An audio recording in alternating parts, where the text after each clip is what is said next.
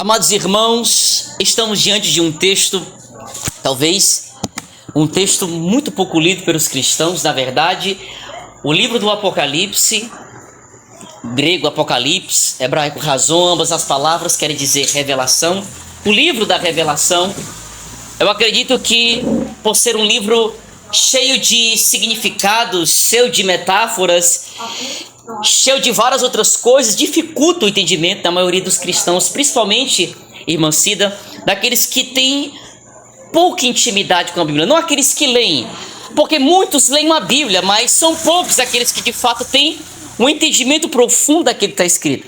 Claro que as cartas ao Apocalipse, de fato, traz um entendimento muito complicado de se entender, de se discernir. Porém, no tempo que eu tenho aqui com os irmãos, eu quero tratar sobre este assunto. Hoje eu quero começar falando dessa igreja especial, a igreja que abandonou o primeiro amor.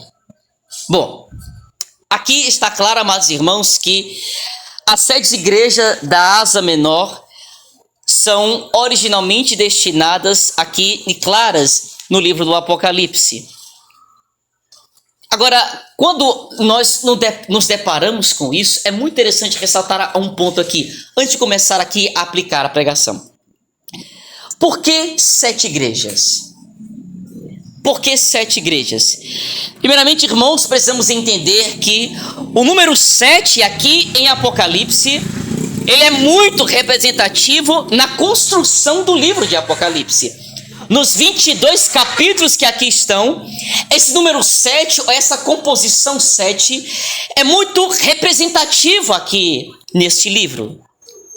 O número 7 é apresentado 54 vezes aqui neste livro.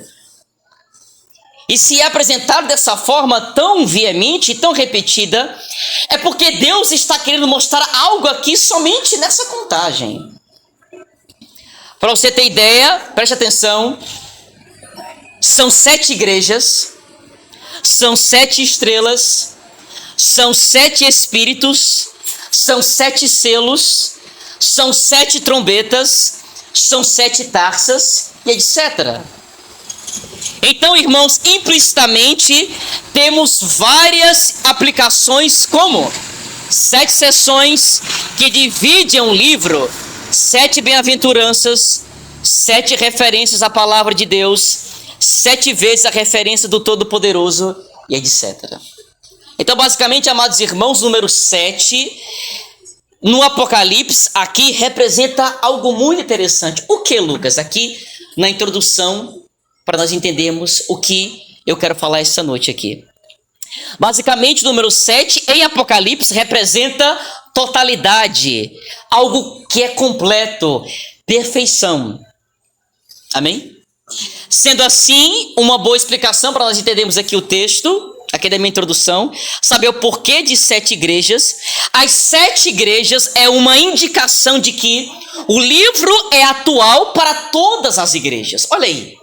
Se eu estou dizendo, e se o 7 de forma representativa aqui em Apocalipse representa totalidade, representa completude, representa perfeição, significa que o que Deus deixou escrito para 7 igrejas aqui na Ásia Menor há mais de 2000 anos, não era só para essa igreja, essas igrejas, mas é para todos nós. Se estende de forma totalitária. Quem me entende ouve, diga amém. Amém. Então, o livro é atual. O livro é do dia. Não é atrasado. Não é jornal de segunda página. E devemos entender isso. É importante, irmão, dizer que na Ásia Menor aqui, quando João escreveu, João, não o Batista, mas João, o meio-irmão de Jesus, João, o que assistiu à crucificação, e o João que deitou a cabeça no rosto de Jesus, e só ele sabia que na ceia o traidor era Judas Iscariotes. É esse João. Esse João, quando escreveu a carta a essas igrejas, não existia só essas 7. Por exemplo, existia uma igreja chamada Igreja de Colossos, e dentre várias outras igrejas. E aí nos vem uma pergunta, em primeira instância: por que Deus só destinou 7? Bom, porque essa decisão veio do próprio Deus. Em Apocalipse capítulo 1, versículo 11, o próprio Cristo nos ensina, falando para João. Ele diz: olha, João, eu sou o Alfa e o Ômega, o primeiro e o último, e o que tu vês, escreve em um livro e envia às 7 igrejas que estão na Ásia: a Éfeso, a Esmirna, a Pérgamo, a Tiatira, a Sardes, Filadélfia e Laodiceia. O que tu vê, tu escreve, porque o que tu vê é a maneira como eu quero, a maneira como eu enxergo a igreja, enxergo o seu problema e quero tratar do seu problema. Aleluia. Então o que tu vê, escreve com riqueza de detalhes, porque o que tu vê dentre essas 7 igrejas é um problema que eu, Senhor Deus, o teu Senhor, estou vendo, e como eu quero solucionar esses problemas. Bom, o João foi muito claro. Então, só foi para essas 7 igrejas, porque Jesus Cristo quis as 7 igrejas. Quem me ouve entende, diga amém. Amém. Aprendemos que quem são as 7 igrejas, e vem a pergunta, né? Bom, a Bíblia fala aqui, no início do capítulo 2 aqui, que ele é quem tem na mão direita, né? Isso que está dizendo aí? Ele que tem na mão, segura as 7 estrelas com a mão direita e passeia no meio dos 7 castiçais ou candelabros de ouro. Quem são os castiçais? Para nós entendermos aqui. Senão você não vai entender o que eu vou explicar nas outras segundas. Quem são os castiçais? Quem são as 7 estrelas? A Bíblia diz, João diz, vamos lá. João teve a visão de Cristo andando no meio dos 7 candeeiros. Ou seja, no capítulo 1 temos essa demonstração. Os 7 castiçais de ouro representam quem? As 7 igrejas. E Lucas, e as 7 estrelas representam os 7 anjos da igreja. Bom, se você prestou atenção no texto que eu li, toda a carta começa assim: ao anjo da igreja, não é assim? Então, quem é esse anjo da igreja? O anjo da igreja não era um anjo, o querubim que tinha uma asa ou algo parecido, mas o anjo, João está direcionando, na verdade Deus por meio de João, está direcionando a carta ao dirigente, aquele que recebeu a responsabilidade de cuidar das vidas. Então ele está falando de quem? Do pastor. Por que o pastor? Porque a igreja, aleluia, é o resultado daquilo que o pastor é. Se a igreja ela é fria, é porque o líder é frio. Se a igreja está debaixo de iniquidade, é porque ou a liderança ou o pastor está debaixo de iniquidade, ou ele é conivente com a maldade, a iniquidade e o pecado. Então, o problema, a solução do problema começa com o dirigente. Ao anjo que está na igreja, escreve. Ou seja, as igrejas estão assim, é isso que Cristo está falando. A igreja está assim, boa ou ruim, mais ou menos, morna ou meia morna, porque tu é o culpado, porque tu é o anjo da igreja. Então, Lucas, é algo muito duro? Sim. Mas isso revela o grande amor de Deus para conosco.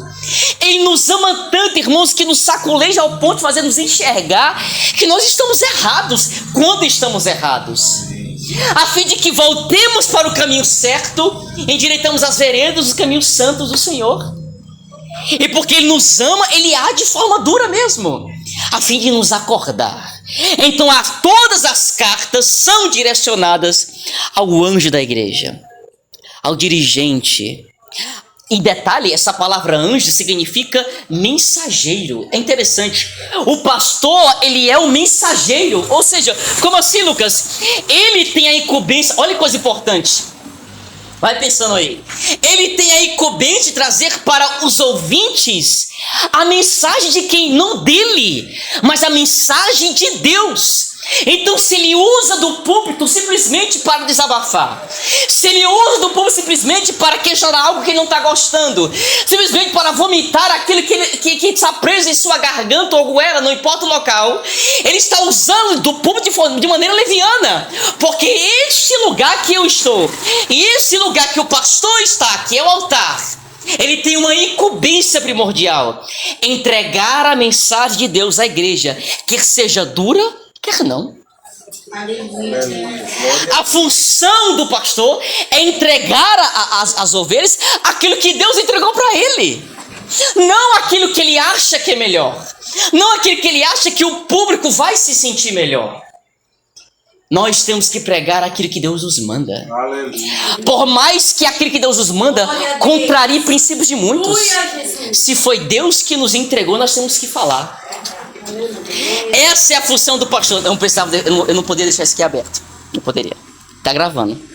Bom, e você percebe, irmãos, que as cartas, todas elas têm uma estrutura. Primeiro, tem 7 estruturas. Primeiro, as cartas vêm numa direção ao anjo da igreja. Depois, uma designação: aquele que conserva na mão direita as 7 estrelas, por exemplo. Terceiro, vem uma aprovação. Olha a estrutura: uma aprovação: conheço as tuas obras. Quarto, uma condenação ou uma absolvição: tenho, porém, contra ti A, B, C ou D. Advertência: lembra-te. Exortação: quem tem ouvidos ouça. E a promessa ao vencedor.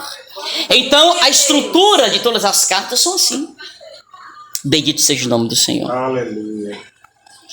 E hoje, irmãos, nós iremos nos deleitar sobre esta carta, esta igreja, a igreja de Éfeso. Agora eu vou começar. Vamos lá. Veja, essa localização, Éfeso, a cidade de Éfeso, era, amados irmãos, uma cidade da província da Roma chamada Ásia, praticamente, não muito pequena, mas tamanho do nosso estado, por exemplo, podemos pegar assim. Nela estava situado, preste atenção, um templo da deusa Diana, considerado na época uma das 7 maravilhas do mundo antigo. E os efésios, eles tinham esse orgulho: poxa, na minha cidade tem um templo da deusa, meu Deus, então nós somos alguma coisa aqui, né? Nós temos a guardiã, a estátua, né, no templo ali da nossa grande deusa, a nossa divindade. E em várias partes, irmãos, de Atos, preste atenção, em Atos 14, 13, em Atos 19, 35, nós estamos abordados sobre essa carta, sobre essa cidade, perdão. Na verdade, essa cidade, Paulo também chegou para pregar, é tanto que tem a carta de Paulo aos Efésios, né? Éfeso, irmãos, era uma cidade muito idólatra, era uma cidade muito devota ao prazer, principalmente nos cultos que acontecia. Dioniso, por exemplo, essa deusa Diana, e por aí vai. Então, Paulo, irmãos, se tem uma igreja que Paulo usou de muita estratégia, por meio do seu espírito, para introduzir, retirar os deuses estranhos e introduzir Cristo nas mentes dos indivíduos, uma das mais complicadas foi essa igreja. Foi essa igreja que se apresentava neste local, que era em Éfeso. Porque era um povo muito difícil de se dar. Porque era um povo muito idólatra. Imagine você chegar em uma cidade, aqui no interior, por exemplo, tem interiores por aí que são muito idólatras. Eu chegar simplesmente dizer assim: você tem que rejeitar todos os seus ídolos, todos os seus santos, entregar toda a sua vida a Jesus Cristo, somente Ele, nada mais. Você não precisa de romaria, de texto, de rosário, nem nada, nem promessas. Você acha que vai ser fácil? Não vai. Então, irmãos, era uma igreja muito devota ao prazer. Na verdade, uma igreja não, era uma localidade, perdão, muito devota ao prazer. Era uma cidade envolvida com cultismo, com magia. Porém, Paulo, por exemplo, fundou ali uma igreja. E é interessante que, quando eu abro a minha Bíblia em Atos 19, é interessante que em Atos 19 apresenta um momento em que um homem deixado por Paulo, preste atenção, né? Paulo deixa Apolo em um determinado local, e em Atos 19 é interessante, preste atenção, que Apolo, ele ensina os cristãos a letra, a palavra, a lei, estão tudo bem direitinho. Só que quando Paulo ele volta, estava preso, quando ele volta, ele chega até Éfeso, aos Efésios, e diz assim: olha, vocês foram batizados no nome do Senhor Jesus Cristo? Aí os Efésios dizem assim: nós não sabíamos nem o que é isso. Nós sabíamos o que é ser batizado no Espírito Santo. Aí Paulo: então em que batismo vocês foram batizados? Ora, no batismo de João, os Efésios disseram. Aí Paulo: certamente João batizou, mas foi com água para arrependimento. Mas a promessa que havia de vir é que o Espírito Santo vos batizaria com Espírito e com fogo. Vocês creem que Jesus Cristo é o Messias, ressuscitou dentre os mortos? Ou foi o que eles disseram? Nós cremos. E Paulo diz, a Bíblia nos ensina em Atos 19, quando ele levantou as mãos, profetizou, e todos receberam o Espírito Santo. Sem precisar botar a mão na cabeça de ninguém, sem precisar insistir, sem falar agora, tem que enrolar a língua, simplesmente pelo poder de Deus que estava sobre Paulo, quando ele levantou as mãos. Você crê no Senhor Jesus Cristo? Eu creio. Então neste momento você tem direito a essa promessa, ao Espírito Santo. Quem me entende, diga amém. Bom, e a igreja, Lucas, aqui de Éfeso? Primeiro, quais eram as qualidades dessa igreja? Aqui eu li pausadamente para os irmãos entenderem. Essa igreja era uma igreja autêntica. O que é algo autêntico? É algo verdadeiro. É algo que não é falsificado. É algo real, Terezinha. Ensinava a doutrina verdadeira. Qual a doutrina verdadeira, Lucas? A doutrina de Cristo. Era uma igreja de muito trabalho, de muito esforço, não era uma igreja parada. Tinha paciência, tinha perseverança, pôs à prova os maus crentes, sofreu, mas não se cansou, não permitiu os maus na comunhão da igreja e principalmente, e aqui o texto é bem claro, versículo 6 de Apocalipse 2, eles odiavam as obras dos nicolaítas. Que é isso? Que é isso? Eles odiavam. E Deus falou: olha, eu também as odeio. Que obras eram essas? Na verdade, essa seita nicolaíta, ela foi fundada por Nicolau de Antioquia. Isso aqui é muito interessante. Um indivíduo que se passou de crente, mas infiltrado na igreja de Éfeso e Pérgamo, ele procurava entrar na igreja com um compromisso. Que compromisso, Lucas? De espalhar o paganismo, socorro, dentro da igreja. De espalhar porfias dentro da igreja. Então preste atenção. Então essa seita, ela tinha um objetivo, ela tinha uma meta. Veja, contaminar os olha pra cá, contaminar, irmã Cida, os escolhidos dentro da igreja. E aí que eu quero que você entenda. Olha como essa igreja, ela tinha um problema que eu vou já explicar, mas olha como essa igreja já estava firmada na palavra. Ela estava tão firmada na palavra que conseguiu descobrir, olha, um crente dentro da igreja. Porque como é que você consegue discernir que o irmão que não falta um culto, um irmão que prega a palavra, um irmão que ora, vai para monte, desce monte, como é que você consegue olhar para ele e dizer assim, ó, ele é carnal, ele está debaixo de pecado? Pelo meu olhar, isso é impossível. Ele prega e tem milagres. Como eu posso discernir dentro da igreja como Éfeso discerniu? Preste atenção. Pessoas que têm o intuito de contaminar e causar dissensões e divisões dentro da igreja e pregar o paganismo. Como é que eu posso discernir? Como a igreja de Éfeso, firmado na palavra. Quanto mais eu leio a Bíblia, isso aqui é muito interessante. Quanto mais eu estudo a Bíblia, quanto mais eu oro a Deus, mais eu me fortaleço, entendo a sua vontade para mim e a intimidade com Ele torna-se mais próxima. Então, quanto mais próximo de Deus, mais clara e nítida é a revelação. Aleluia, Jesus. Ai, namasobinai. Aleluia. Quanto mais eu estou próximo de Deus, aleluia, mais torna-me clara a revelação. Mas eu consigo entender dentro da igreja sem apontar quem é de Deus ou quem não é.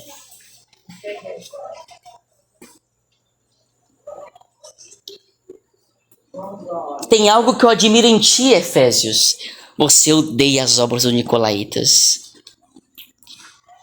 Seita que procurava entrar na igreja com o compromisso de pregar o paganismo, a fim de permitir que os cristãos participassem dessas atividades. Olha aí, arrastasse da igreja. Isso parece meio como que Lúcifer fez, né?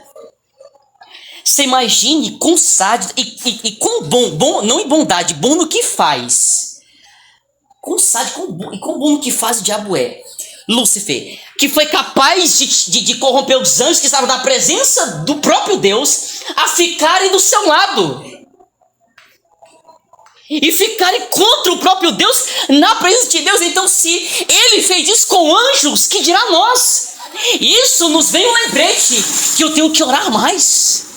Que eu tenho que ler mais a Bíblia. Porque se ele enganou os anjos que estavam na presença de Deus, ele facilmente pode me enganar. Com pratos que eu cantei aqui, com pratos que aos meus olhos parecem bom, com aquilo que aos meus olhos parece desejoso, com aquilo que aos meus olhos parece bom, mas é uma artimanha, é uma obra de nicolaíta, é uma artimanha para me tirar fora da presença de Deus. É algo que aos meus olhos parece bom, mas aquilo que é contaminado dentro da igreja. Isso, o diabo tem crescido. Em que sentido, Lucas? Ele não perde mais o tempo tirando gente da igreja, mas dentro da igreja, as pessoas são destruídas e contaminadas. Permaneça na palavra. Aleluia, Jesus. Aprofunde-se na palavra. Era uma igreja autêntica. Quem me entende, diga amém. Amém. Estou sem relógio, graças a Deus. Era uma igreja autêntica, ensinava a doutrina, era uma igreja de muito trabalho, tinha paciência, perseverança, pôs à prova aos crentes, os maus crentes, sofreu por causa de Cristo, preste atenção, não permitia os maus na comunhão da igreja, odiava as obras dos nicolaítas, mas... Pois não, querida. Mas, preste atenção, existia um defeito. Versículo 4. Está com a Bíblia aberta aí? Versículo 4. Tenho, porém, algo contra ti. Tenho, porém, algo contra ti. O que é que Deus tinha contra a igreja? Versículo 4. Porque deixastes o primeiro amor. Isso aqui é muito forte. Veja a balança. Você que se aprofundou muito na palavra, você é muito fiel, você não falta um culto, você é muito doutrinário, você é muito ortodoxo, você tem discernimento espiritual, mas não tem amor. Aleluia! O que adianta, pai? Eu ser tão brilhante nos púlpitos, irmãos, cantar tão bem, ensinar tão bem, evangelizar tão bem, ser um ótimo pastor, sendo que eu não amo. Então, se eu não amo, irmãos, eu não me pareço com Deus. A Bíblia diz que quem não ama, 1 João 4,12, quem não ama não conhece a Deus, porque Deus é amor. O amor, ele revela o caráter de Deus. Então, irmãos, não adianta eu ser tudo isso que foi falado aqui, se não existe amor. Isso me remete a 1 Coríntios capítulo 13. Paulo diz, olha, ainda que eu falasse a língua dos anjos dos homens. Veja, Paulo, ele vem falando antes dos dons espirituais. Aí quando ele termina o capítulo 2, ele diz assim, ó, eu vou falar para vocês um caminho agora sobremodo excelente. Qual caminho sobremodo excelente? Ele está dizendo assim, olha, algo que é muito superior a dom, algo que é muito superior a milagre, algo que é muito superior a ser brilhante nos púlpitos, algo que é muito superior a isso, que é o amor. E ainda que eu falasse a língua dos anjos, dos homens, se eu não tivesse amor, olha como ele se compara. Seria como um metal que soa ou um sino que tine. Ainda que eu entregasse a minha vida a ser queimada pelo fogo, se eu não tivesse amor, de nada adiantaria. E o que é o amor? Ele diz, o amor, ele se caracteriza dessa forma. Ele é sofredor. Ele tudo suporta, tudo crê, tudo espera. Então, irmãos, Cristo está ensinando nós aqui nessa igreja. O que, Lucas? Que o que Deus espera de nós não é nós sermos simplesmente religiosos, socorro. Deus não quer simplesmente que nós sejamos muito profundos, somente. Ortodoxo demais. Não, mas se você quer ter paciência, temos que ter. Quer ser uma igreja forte? Precisamos ser. Estou encerrando, tá? Quer ter perseverança, paciência? Tem que ter. Quer ser autêntico? Tem que ser. Mas além disso, você tem que ter algo superior, que é o amor. A Bíblia diz que o amor é algo sobremodo excelente. Essa linguagem grega, sobremodo. Paulo, ele é como se ele dissesse assim, olha, eu não consigo discernir o que é amor. Aí ele escreve essa palavra, sobremodo. O que é isso? É o que eu não consigo medir. É o que está sobre mim, de um modo que eu não consigo entender. E que tipo de amor é esse? É o ágape. Não é o amor que eu sinto por uma mulher. Não é o amor que a mulher sente para o marido. Não é o amor que a mãe sente com os filhos. Mas é o amor ágape. E o que é isso, Lucas? É o amor sacrificial. É a renúncia de mim para o outro. É menos eu, mais o outro. Aleluia. É rejeitar as minhas vontades em favor dos outros. Jesus falou em João capítulo 15. Em isso conhecerão que sois meus discípulos, se vos amardes uns aos outros. O amor me revela que de fato eu sou um cristão.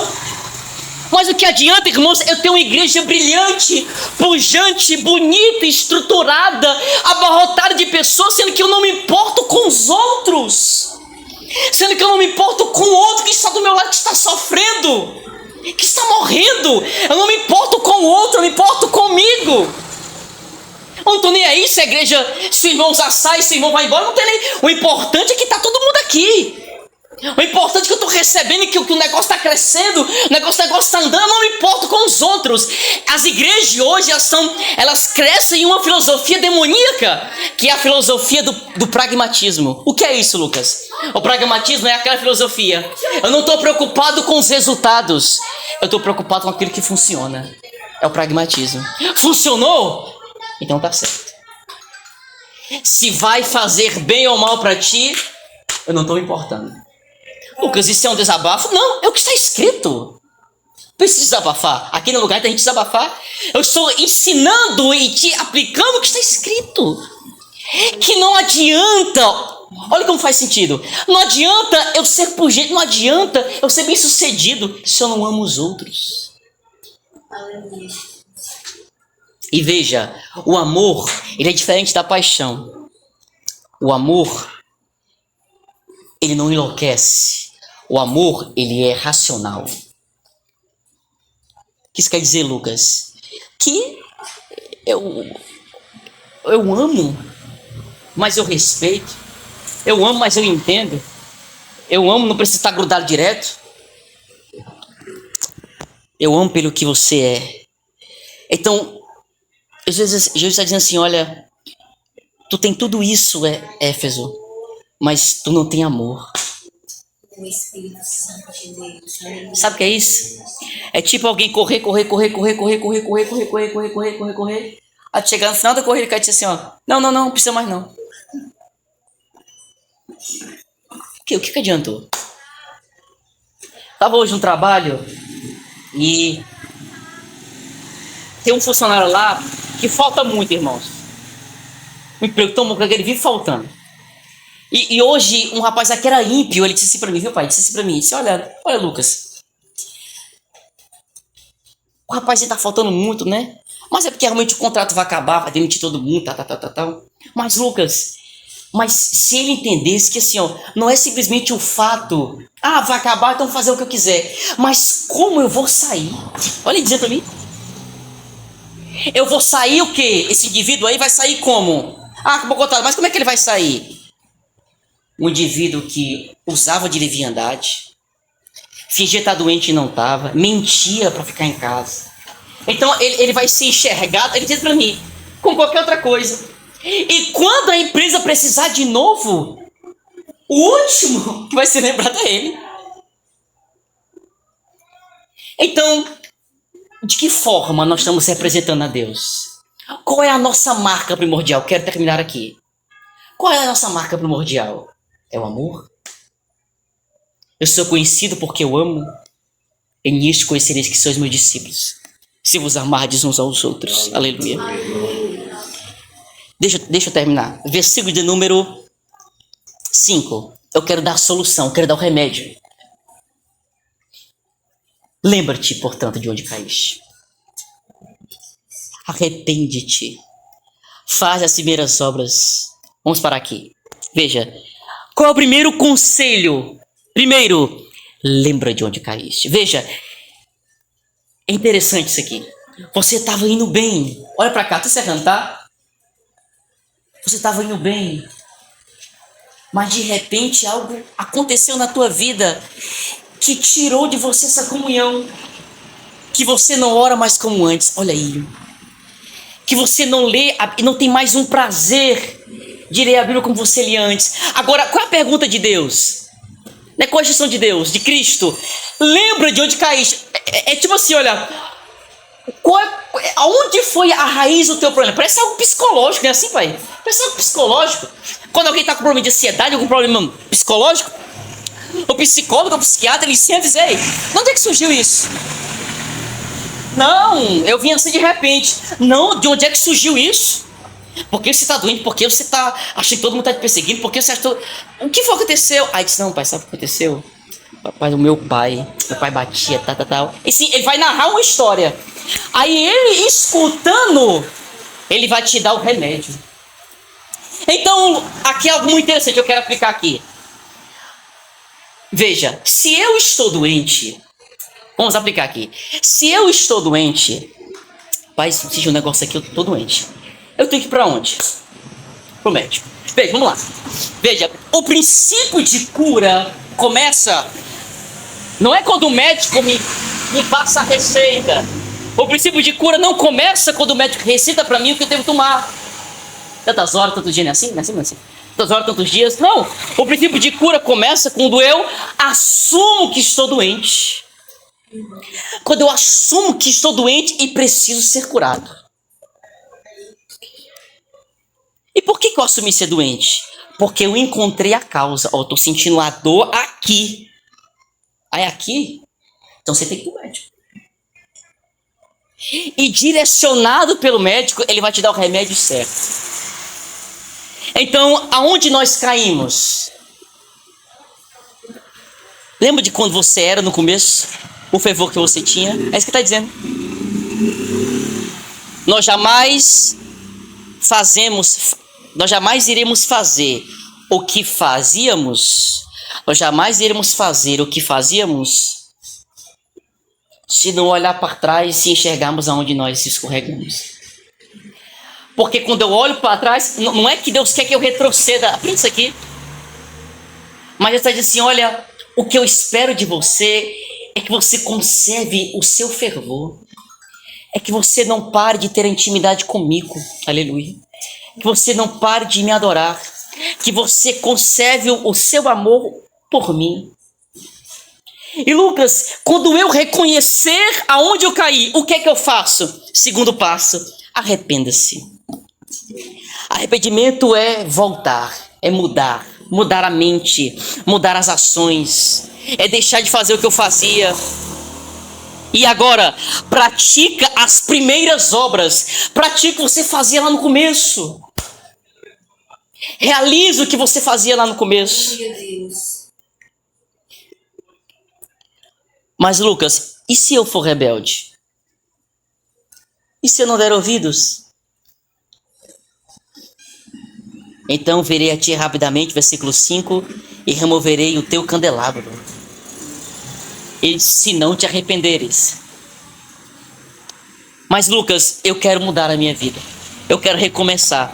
Qual é a recompensa? Se você se arrepender, se você voltar, se você buscar Deus de todo o coração, a promessa é essa: o que vencer, eu darei de comer da árvore da vida que está no meio do paraíso de Deus. Olha aí.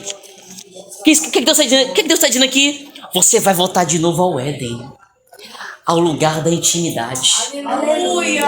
ao lugar da proximidade, onde eu todos os dias, na viração do dia, ia me encontrar com o homem. Eu vou te dar de provar, não da árvore do mal, mas do conhecimento da vida, do bem, da árvore da vida. Então, o que Deus está dizendo aqui? O que Deus está prometendo? Que se você perseverar e conservar o amor, você terá a vida eterna. Aleluia. Agora, a vida eterna não sozinho, mas com Ele. E o simples fato, mas irmão, de estar com Ele já garante todo o esforço nessa vida.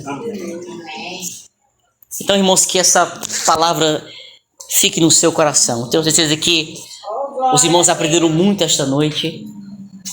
Foram exortados, ensinados. Foi muito duro no começo, mas precisava. Amém. Mas Glória precisava. a Deus. Quando Deus nos exorta e nos corrige, é porque Ele nos ama. Se Ele não amasse, não estava nem aí. Mas Ele nos ama. Então, por que não começar agora a voltar ao primeiro amor? Por que não iniciar agora? Vamos orar? Aleluia. Pode ficar de pé? Amém. Oh, glória!